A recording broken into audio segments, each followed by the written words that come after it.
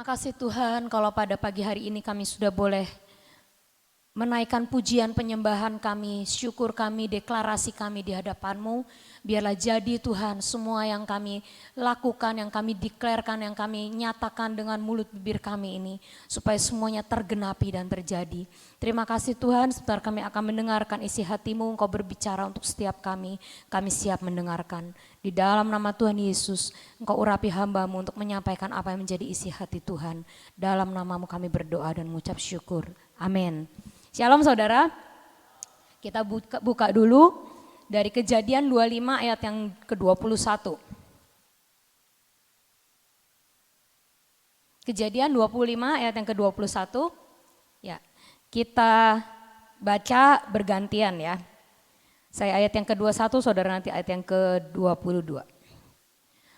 Berdoalah Ishak kepada Tuhan untuk istrinya, sebab istrinya itu mandul.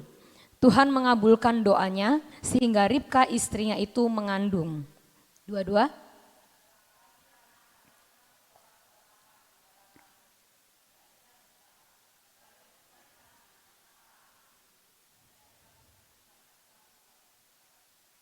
Firman Tuhan kepadanya, dua bangsa ada dalam kandunganmu dan dua suku bangsa akan berpencar dari dalam rahimmu. Suku bangsa yang satu akan lebih kuat dari yang lain, dan anak yang tua akan menjadi hamba kepada anak yang muda.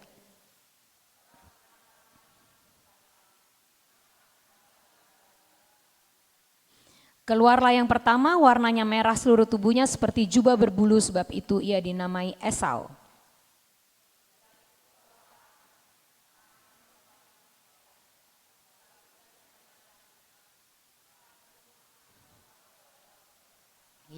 Kita baca sampai di situ dulu ya saudara. Nah saudara udah tahu kan kisah epik ini kan tentang si anak kembar Esau dan Yakub. Ya. Nah jadi di dalam awal mula cerita mereka ternyata Tuhan itu sudah membuat penetapan bahwa Esau dan Yakub akan lahir, mereka akan jadi dua bangsa. Tapi ada exception, pengecualian yang Tuhan buat karena biasanya berkat sulung dan berkat anak bungsu itu berbeda.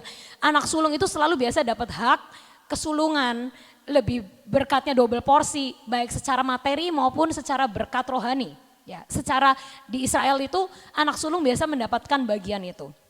Tapi pengecualian terjadi karena favor Tuhan atas ide dari Tuhan sendiri bahwa nanti adiknya yaitu si Yakub, anak yang lahir kedua itu akan lebih besar daripada Esau. Betul? Itu terjadi bukan karena usaha manusia tapi apa? Penetapan ilahi, penetapan Tuhan. Orang tua mereka itu tahu ini, terutama Ribka. Karena Tuhan udah kasih tahu destiny dari anaknya yang dua ini. Nanti kamu akan melahirkan anak kembar karena zaman dulu belum ada USG ya saudara ya. Jadi nggak tahu anaknya kembar satu apa dua. Yang jelas dia mulas terus karena ini anak dua nih gulet dalam perut. Dia nggak tahu anaknya lahirnya apa. Tapi Tuhan lebih dari dokter, dia memberitahukan nanti yang lahir anak kembar laki. Ya, namanya pokoknya yang besar akan menjadi hamba dari yang kecil. Jadi yang kecil nanti akan lebih hebat. Nah, Tuhan udah menetapkan. Nah, jadi pertanyaan saya hari ini, waduh kuis dulu nih sebelumnya ya. Apa yang Yakub lakukan? Saudara tahu kan Yakub akhirnya karena dia tahu destiny dia itu harusnya lebih besar dari kakaknya. Jadi saat ayahnya mau memberikan berkat kesulungan kepada kakaknya, dia nggak terima. Dan terutama itu si Ribka ini. Loh suami saya kenapa ngasih berkat kesulungan kepada Esau? Padahal harusnya berkat kesulungan itu jatuhnya ke Yakub. Yakub sudah membeli hak kesulungan secara materi kepada Esau melalui sop kacang merah. Jadi yang saudara tahu kenapa Esau marah waktu Yakub diberkati? Kan dia sudah melepaskan haknya, itu hak materi. Ya. Tapi hak rohani itu harusnya Yakub dapatkan juga, tapi waktu itu papahnya ngomong jatuh ke Esau. Makanya dia nyuruh Esau pergi berburu nak, nanti papa pulang makan daging buruan kamu, lalu papa akan memberkati kamu. Nah itu bukan materi, itu berkat rohani. Dan harusnya secara masuk akalnya harusnya itu jatuhnya harusnya tetap ke Yakub. Benar karena sudah ada janji dan firman, penetapan Tuhan. Dan Ribka tahu itu. Ribka ngomong, ini harusnya jatuhnya berkat ini tetap ke Yakub. Karena Yakub sudah mendapat berkat kesulungan itu sejak dari kandungan. Pertanyaannya, jadi yang Ribka dan Yakub lakukan itu benar apa salah? Ayo, ini pertanyaan yang seringkali orang tanya. Kan Tuhan sudah netepin memang harusnya jatahnya Yakub. Lalu akhirnya Ribka mencari cara, berusaha bersama dengan anaknya untuk membuat rencana Tuhan itu tergenapi dan terjadi. Pertanyaan saya, yang Ribka dan Yakub lakukan itu benar atau salah? Di satu sisi dia berusaha yang terbaik sampai dia menggenapkan rencana Tuhan. Tapi di satu sisi dia nipu. Sekarang saya mau tanya, jujur, gak apa-apa. Yang setuju bahwa itu adalah cara mereka untuk menggenapi rencana Allah, silahkan angkat tangan. Ayo gak usah takut. Yang setuju bahwa itu salah, angkat tangan. Yang angkat tangan cuma 5. Jadi yang bingung angkat tangan. Kayaknya lebih banyak yang bingung. Ya, jadi ini adalah kuis. Ya, S3. Bahwa ada satu orang yang akan berkata, oh ya gak apa-apa dong. Karena Ribka dan Yakub tahu persis itu jatah mereka.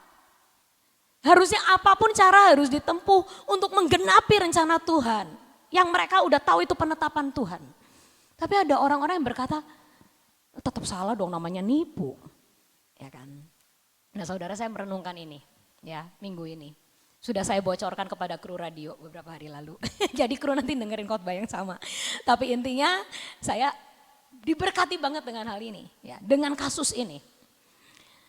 Saudara tahu setelah Yakub melakukan akan hal itu.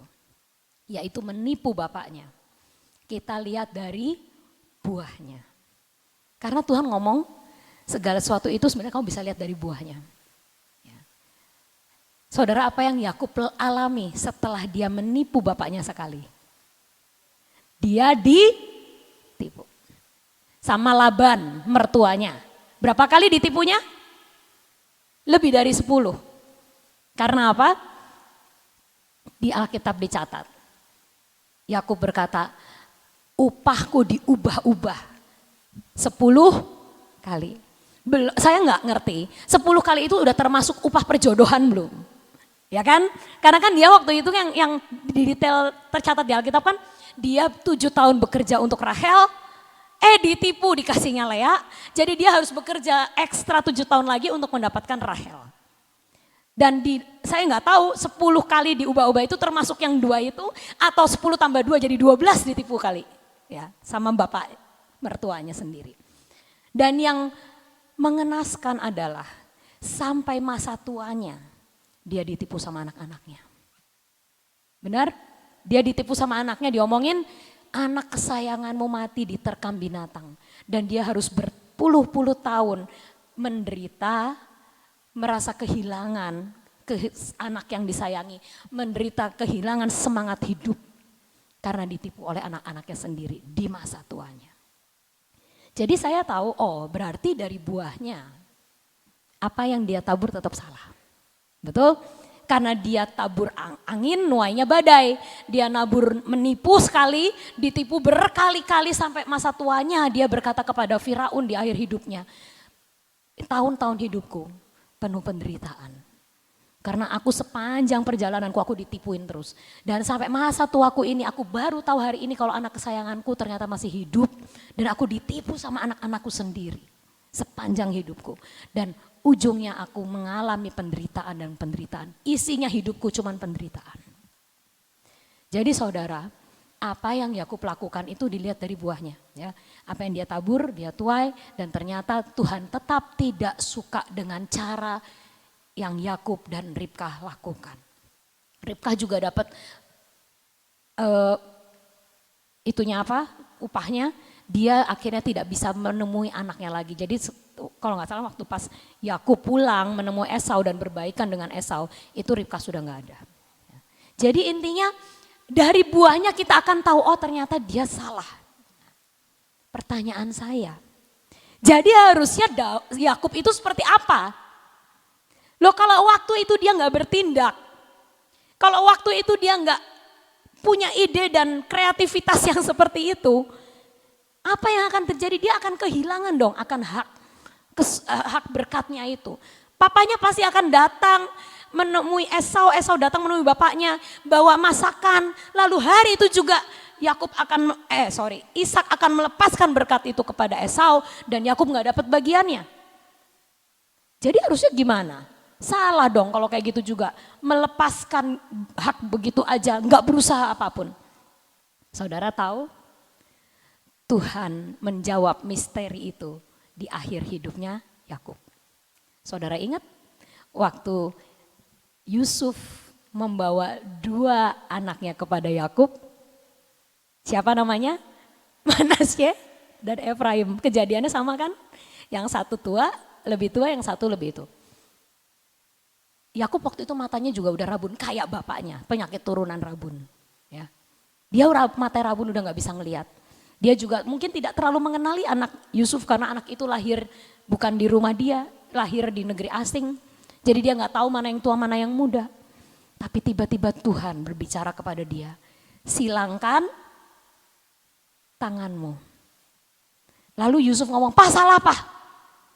Papa harusnya tangannya begini, karena saya udah tempatkan yang satu yang tua di sini, yang muda di sini. Tangan kanan Papa harus memberkati anak yang tertua, yaitu Manasye." Tapi bapaknya sengaja menyilang. Bapaknya memberikan berkat kesulungan kepada Efraim, cucunya yang kedua. Dia berkata, "Aku tahu nak, aku tahu, tapi Tuhan menyuruh aku untuk menyilangkan tanganku dan yang kecil akan menjadi tuan atas yang besar." Terjadi persis kayak yang dia alami. Dan di akhir hidupnya Tuhan menjawab misteri itu pada dia. Harusnya kamu gak usah pakai cara dan jalanmu sendiri. Harusnya engkau percayai aku, Waymaker, yang akan membuat semua apa yang aku firmankan jadi tanpa kelicikan, tanpa caramu sendiri. Dan Tuhan menunjukkan itu di akhir hidup Yakub. Ini loh yang harusnya terjadi. Aku sanggup kok ngomong ke papahmu bahwa jatahnya yang kakakmu itu harusnya buat kamu. Aku bisa kok make a way, aku bisa kok bikin jalan. Dan Tuhan jawab itu ke Yakub. Jadi mungkin waktu Yakub menyilangkan tangannya dan berkata ini, dia mungkin kalau anak zaman sekarang itu istilahnya mind blown banget ya, apa ya? Jadi kayak surprise, pencerahan gitu, dapat pencerahan. Oh iya, ternyata Tuhan tuh bisa ya bikin begini.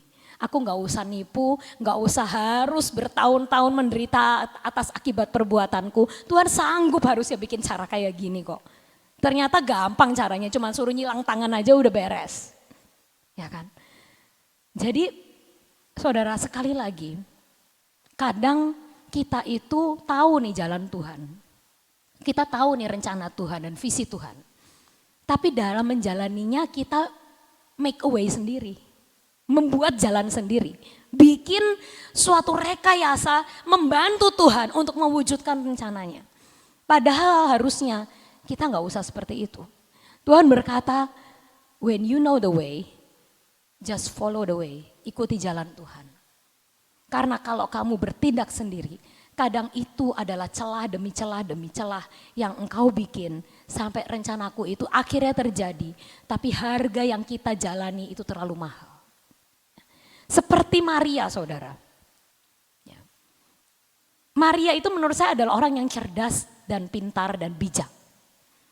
Dia tahu jalan Tuhan bahwa dia nanti akan mengandung melahirkan seorang Mesias. Dia dikasih tahu Tuhan bahwa Mesias ini akan menyelamatkan dunia. Dia tahu dia suatu saat harus melepas Yesus. Dan di dalam perjalanannya sebenarnya ada banyak perkara yang dia mungkin gatal pengen do something. Yang dia pengen melakukan sesuatu dengan caranya, dengan pikirannya, dengan kegalauannya dia pengen bikin sesuatu.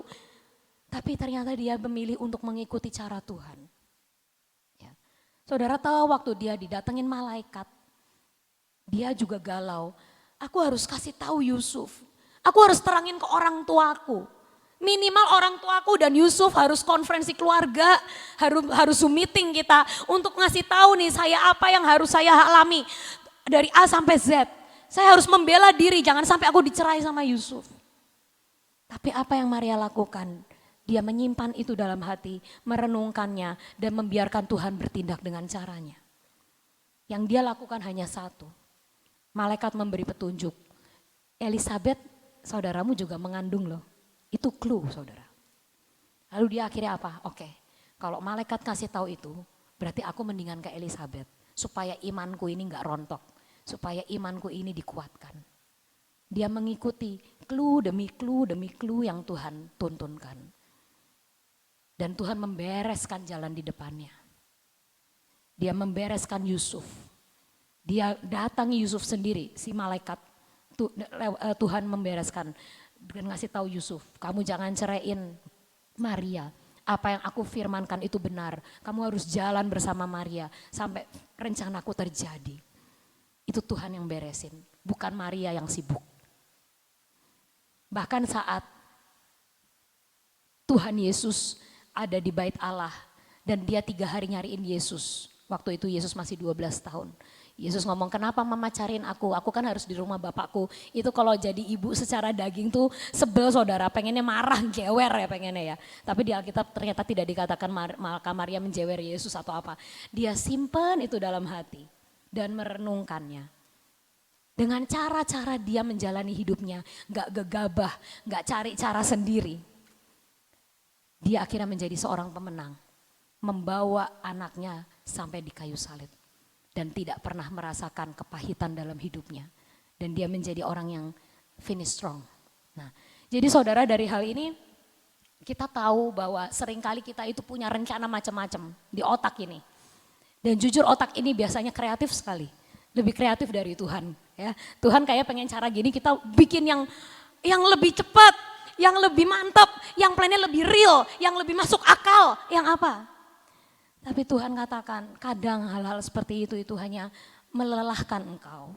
Membuat jalanmu lebih berputar, membuat jalanmu lebih panjang. Seperti bangsa Israel yang harusnya hanya dalam hitungan berapa bulan sudah nyampe Kanaan. Tapi karena kedegilan mereka, karena mereka punya pikiran yang gak bisa ditaklukkan sama Tuhan.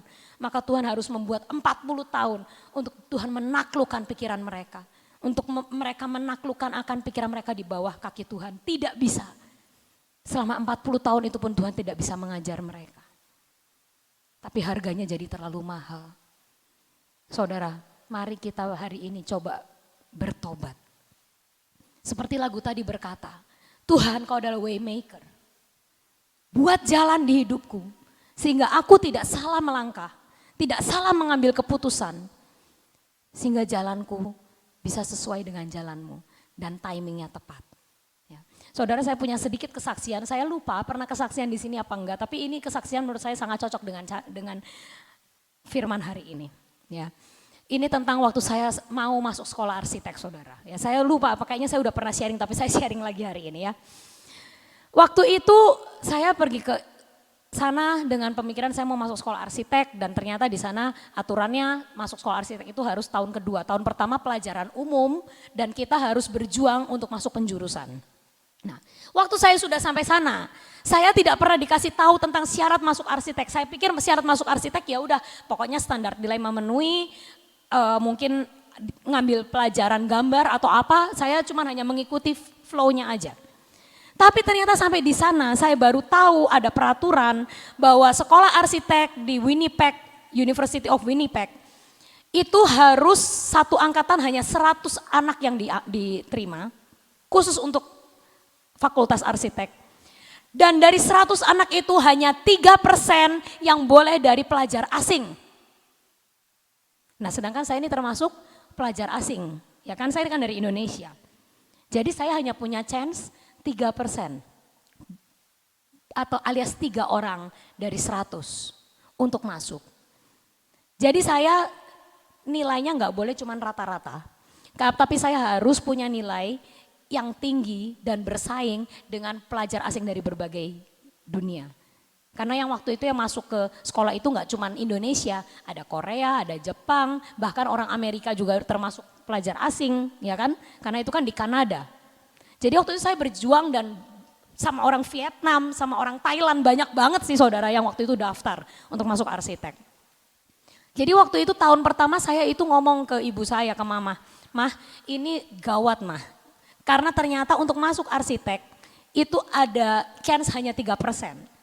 Saya harus melawan akan orang-orang dari Jepang, Cina, Hong Kong, Thailand, Filipina dan sebagainya untuk saya menempati 3 besar itu. Dan saudara tahu sendiri orang Jepang pinter-pinter, saya tahu. Lah ini saya memang orangnya sih nggak terlalu bodoh, nggak bodoh lah, saya pinter lah ya. Tapi maksudnya tuh nggak pede gitu loh ngelawan mereka-mereka itu. Nggak sepinter itu saya ngerasanya untuk mengalahkan mereka. Lalu waktu itu saya pergi ke dosen yang membimbing saya. Jadi kan kalau di sana tuh ada dosen pembimbing. Dia bilang, "Sofia, kamu tahu kan chance kamu cuma 3%. Apa tidak sebaiknya kamu cari jalan lain? Mungkin kamu mau masuk sipil, atau kamu masuk sekolah lain, atau kamu masuk ke jurusan lain untuk sebagai alternatif." Nah dia ngomong gitu. Supaya kalau nanti kamu sampai nggak keterima di sini, paling nggak kamu bisa lanjut kuliah daripada kamu buang setahun lagi. Ya kalau misalnya kamu tetap ngeyel masuk arsitek, ya kamu berarti harus coba lagi, berarti kamu harus extra money. Ya berarti kamu harus kasih tahu orang tua kamu untuk siap mengeluarkan biaya tambahan untuk kamu masuk ke arsitek. Coba terus aja sampai jadi 3 besar itu.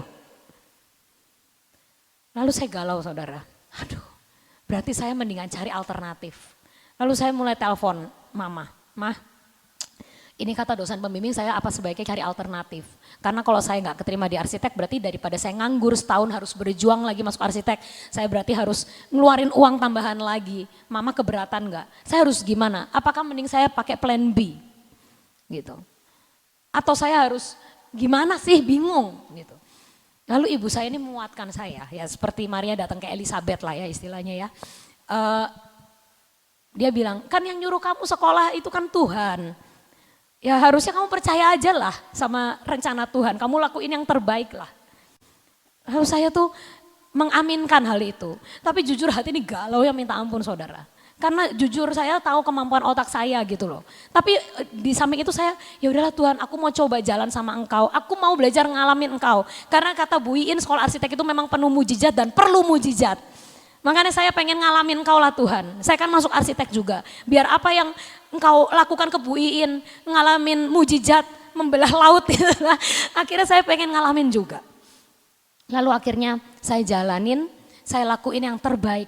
Tapi saudara, akhirnya waktu saya ngeliat ke papan pengumuman, saya itu sudah pol otaknya ya. Sudah pol otaknya dan usahanya untuk masuk 3 besar itu.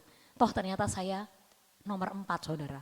Tipis, kesel kan saudara, kalau misalnya saya nomor 8 mungkin masih oh ya memang yang gak sanggup aja saya.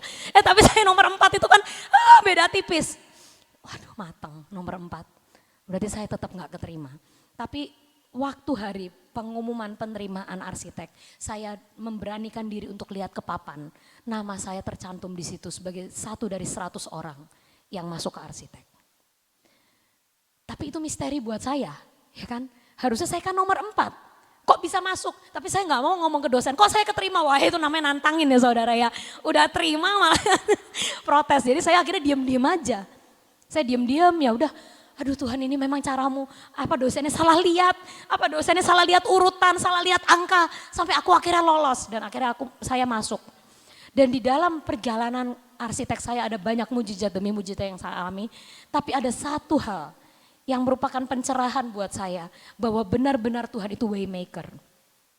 Saudara tahu, suatu hari teman saya pernah ngomong, saya lagi ngerjain tugas, kerja kelompok, terus tiba-tiba dia tuh ngomong sama saya, "Sofi kamu aja nanti yang maju presentasi, karena kamu tuh orangnya hoki," dia bilang gitu. Dia orang Taiwan yang ngomong gitu. Jadi dia ngomongnya, "You are such a lucky girl," gitu. Kamu aja yang presentasi, pasti nanti istilahnya dapat favor lah dari dosen gitu. Terus saya bilang, "Kenapa kamu kok bilang saya beruntung tuh apa masalahnya gitu loh?" Lah ya kamu kan dari awal juga tahu bahwa kamu itu keterima karena kamu beruntung. Saya bilang, "Maksud kamu apa? Saya nggak ngerti ceritanya loh, kamu tahu suatu cerita tentang saya diterima di arsitek ini?" Saya nggak tahu sama sekali loh. Dia bilang, masa kamu nggak tahu? Semua orang student asing di sini tahu kasus kamu. Apa ya? Aku bilang kayak gitu, saya nggak tahu. Coba kamu ceritain. Lalu dia bilang, kamu itu orangnya beruntung. Jadi, kamu tahu kan kamu bukan nomor 3. Kamu gak masuk 3 besar. Iya, aku tahu. Kok kamu bisa keterima? Karena ternyata itu terjadi saat rapat terakhir. Dosen arsitek semua berkumpul, bagian penerimaan berkumpul untuk menentukan 100 orang dan 3 student asing yang wajib bisa masuk arsitek. Hari itu kamu nomor 4 kan? Nah, jadi yang nomor 1 tuh orang Jepang yang memang jenius itu. Yang kedua Korea. Nah yang ketiga harusnya orang Korea lagi. Yang keempat kamu. Jadi waktu itu sudah ditetapkan berdasarkan urutan nilai harusnya Jepang, Korea, Korea.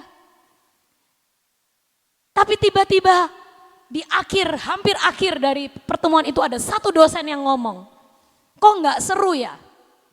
Kalau yang masuk Jepang, Korea, Korea. Nggak bervariasi, Koreanya 2 orang. Coba yang nomor 4 dari mana? Dari Indonesia. Nah itu aja udah.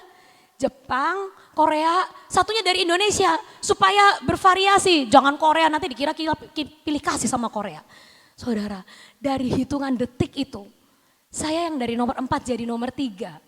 Bukan karena usaha saya, bukan karena kepandaian saya. Tiba-tiba saya bisa masuk. Itu karena Tuhan itu memang benar waymaker. Karena dia tahu dia punya maksud dan tujuan. Dan kita berusaha our best buat mengikuti akan tujuan Tuhan yang mulia itu. Dan saat kita ikuti jalannya, Tuhan bertanggung jawab secara penuh untuk menggenapi rencananya dalam hidup kita. Ada banyak hal yang saya alami sepanjang perjalanan arsitek saya. Dan Tuhan menyatakan bahwa aku punya tujuan untuk hidupmu dan selama engkau mengikuti caraku, mengikuti jalanku, maka aku akan membuat jalanmu lurus dan berhasil. Maka dari itu kita harus tahu saudara, di dalam hidup ini saat kita ambil keputusan, kita tanya Tuhan, Tuhan apa yang engkau mau? Supaya aku tidak menabur angin dan menuai badai seperti Yakub, tapi biar aku mengikuti jalanmu dan caramu. Ya saudara, mari kita merenungkan ini dan mempraktekkan dalam hidup kita supaya hidup kita diberkati. Amin. Untuk mengikuti jalan Tuhan memang tidak mudah ya. Untuk menjalani akan jalan yang Tuhan tentukan itu memang dibutuhkan yang namanya kesabaran ya. Dibutuhkan yang namanya tidak tergesa-gesa ya. Sabar, tidak tergesa-gesa, enggak mengambil keputusan dengan cepat ya. Itu tidaklah suatu hal yang mudah kalau kita sedang menjalani ya. Pada saat kita menjalani kita akan aduh kok kayak gini ya. Nah, akibatnya kita mengambil suatu langkah yang pendek ya. Kita mengambil langkah yang pendek supaya cepat semuanya itu. Selama kita tergesa-gesa di dalam mengambil keputusan, itu seringkali kita salah jalan. Ya. Jadi kita belajar hari ini, belajarlah kita itu menunggu waktu Tuhan. Walaupun menunggu itu kadang-kadang kita nggak sabar, tapi tepat waktunya Tuhan akan menolong saudara dan saya. Amin. Yuk kita berdoa. Bapa, kami mengucap syukur untuk pujian dan penyembahan selama 1 jam ini Tuhan. Untuk kami ini boleh mengisi cawan pujian dan penyembahan kami. Karena kami tahu Tuhan, dengan pujian dan penyembahan yang kami lakukan untuk mengisi cawan pujian penyembahan 1 jam ini, kami percaya ini akan membersihkan atmosfer kota kami. Ini akan membersihkan atmosfer akan Indonesia. Kami tahu Tuhan segala pujian dan penyembahan yang kami lakukan, biar merupakan suatu dupa yang harum di hadapan-Mu ya Bapa, dan membuat suasana dalam hidup kami menjadi berubah. Terima kasih untuk semuanya. Terima kasih Tuhan untuk firman-Mu, untuk menjadi pedoman dan pelita untuk perjalanan sepanjang hari ini. Kami percaya Tuhan, Engkau terus akan memimpin kami, karena firman-Mu adalah pelita buat jalan kami. Bapak, kami berdoa buat sebentar sore, ada kebaktian di tempat ini. Kami minta di dalam nama-Mu Engkau hadir di tengah-tengah kami ya Tuhan. Engkau yang akan memimpin seluruh acara dalam kebaktian kami sore hari ini. Engkau yang akan mensterilkan tempat ini. Engkau yang akan hadir di tengah-tengah kami. Seluruh pelayan-pelayan yang akan melakukan bagiannya, mereka melakukan di dalam passion yang daripada-Mu. Terima kasih untuk kasih setia-Mu. Kami percaya Tuhan, buat kami dapat menyukakan hati-Mu dalam segala perkara. Bapa yang di surga, kami saat ini juga berdoa buat bangsa dan negara kami ya Tuhan. Engkau tahu akan keadaan bangsa dan negara kami. Engkau tahu politik negara kami. Engkau tahu keadaan kemelut yang ada di negara kami. Engkau tahu akan keadaan perekonomian negara kami. Engkau tahu akan segala sesuatu sedalam-dalamnya keadaan bangsa dan negara kami. Kami hanya minta anugerah-Mu turun atas bangsa kami. Pemulihan demi pemulihan akan terjadi buat bangsa kami. Engkau akan membuat Tuhan pemulihan dalam segala bidang. Sehingga negara kami menjadi sehat. Negara kami menjadi maju. Kami berdoa saat ini untuk Bapak Presiden kami. Engkau beri hikmat marifat yang daripada-Mu. Bapak, kami berdoa untuk cuaca saat ini ya Tuhan. Kami minta anugerah-Mu turun atas cuaca. Supaya cuaca ada dalam kendali yang daripada-Mu. Kami berdoa untuk semua bencana alam. Tuhan, Engkau yang akan mengendalikan. Karena kami tahu kedaulatan atas langit dan bumi ada dalam tangan-Mu. Terima kasih untuk semuanya. Bapak, saat ini juga kami datang di hadapan-Mu. Kami berdoa buat lawatan bangsa-bangsa, lawatan seluruh Indonesia, lawatan pulau-pulau, biar terjadi yang luar biasa. Saat ini Tuhan, kami datang di hadapan-Mu. Kami minta kekuatan yang daripada-Mu.